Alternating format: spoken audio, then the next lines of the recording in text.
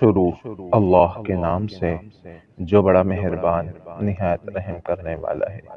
آج کی حدیث حضرت عبداللہ بن عمر فاروق رضی اللہ عنہ سے روایت ہے کہ رسول اللہ صلی اللہ علیہ وسلم نے ارشاد فرمایا، اسلام کی بنیاد 5 چیزوں پر ہے۔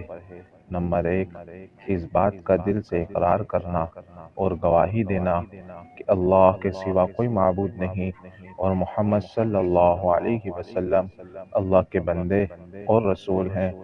نمبر 2، پابندی کے ساتھ نماز پڑھنا۔ نمبر 3، زکوٰۃ دینا۔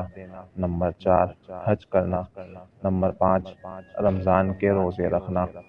مشکوٰۃ المصابیح حدیث نمبر 3۔